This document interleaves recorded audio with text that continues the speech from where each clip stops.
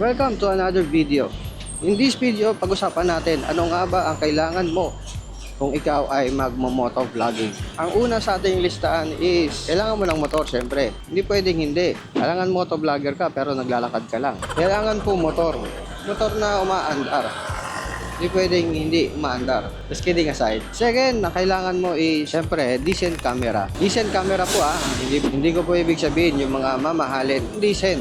Ibig sabihin, hindi cellphone. Alam nga naman, ilagay mo yung cellphone dito sa helmet mo. Tapos, habang nagpa-vlog ka, habang nagre-record ka, may tatawag, may magbi-video call. Hassle yun. Tapos, may iti-text ka pa. Huwag po tayong gumamit ng cellphone kapag magbo-motovlog. Kasi ang cellphone po ay cellphone, hindi action camera. Marami naman dyan, no, mga 5,000 to 10,000. At kung meron ka talagang budget, pwede kang pumili. Like DJI, Insta360 or GoPro. Sa akin kasi ang gamit ko is DJI Osmo Action 4. Dati rin po akong gumagamit ng GoPro, pero ngayon DJI po ang aking camera. Third na kailangan mo is camera accessories. Like POV mounting, tulad nito nasa unahan ko. Helmet camera mount. Yan yung mga basic needs mo kapag ikaw ay magmo-motovlog. Dagdag po natin yung ND filters o yung neutral density filter. Bakit? Sa motovlogging po necessity po yan. Lalo na kung ikaw ay mahilig sa color grading. Tulad ko, mahilig po ako sa color grading. Ang trabaho kasi ng ND filter para ma-lessen yung ilaw, yung light na pumapasok sa camera mo. Kumbaga sa tao, meron tayong shades o ng sunglass. Ang camera din po natin ay gumagamit ng sunglass o ng shades. Tawag naman doon is neutral density filter or ND filter. Number 4 na kailangan natin kapag tayo ay motovlogger ay editing software. Marami pong editing software. May paid version at meron ding mga free version. Ako kasi nag-edit ako sa computer, sa laptop ko.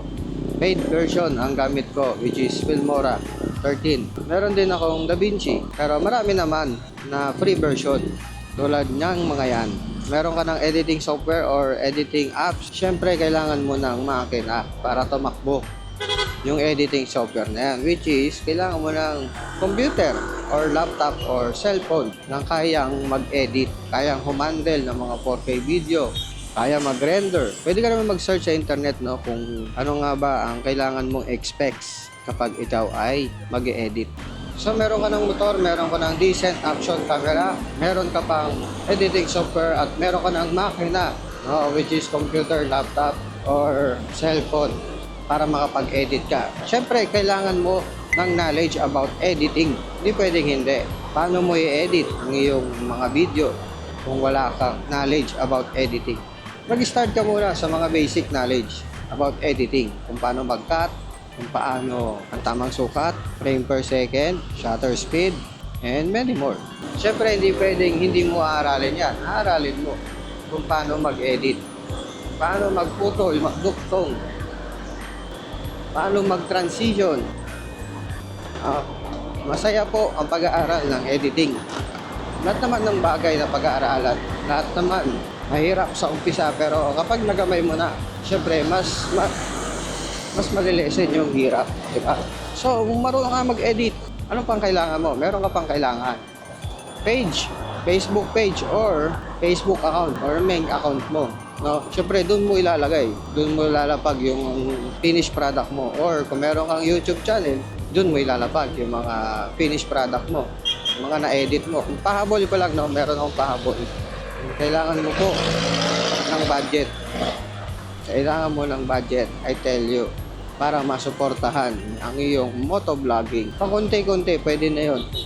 Kasi minsan, kailangan mo mag-travel, kailangan mo ng panggas. Ikaw bahala kung anong content mo sa pagmo-motovlog. Pero the most important is nag-enjoy ka sa ginagawa mo. Wala. Okay lang minsan, walang nanonood sa'yo. Pero ang mahalaga, nag-enjoy ka. Ang mahalaga, nakapagsimula ka. And by process, matututo ka, mag-i-improve ka, makukuha mo yung simpati ng mga tao sa vlog mo. No, magpatuloy lang. Katulad ko, wala naman ako malaking followers, below 1,000. Pero goods na goods kasi nag-start ako 0 followers. Para sa akin, achievement ko na yon yung magkaroon ng below 1,000. So, final thoughts, wala po sa camera yan. Nasa gumagamit po yan. Nasa storytelling mo yan. doon pa rin magkakatalo ang lahat. Camera is just a part, but hindi po yun talaga yung secret tool para maging successful sa motovlogging. Or kahit kahit hindi motovlogging. Storytelling po is the king. So, that's it for now. Kita-kits po ulit tayo sa susunod na video. Bye-bye!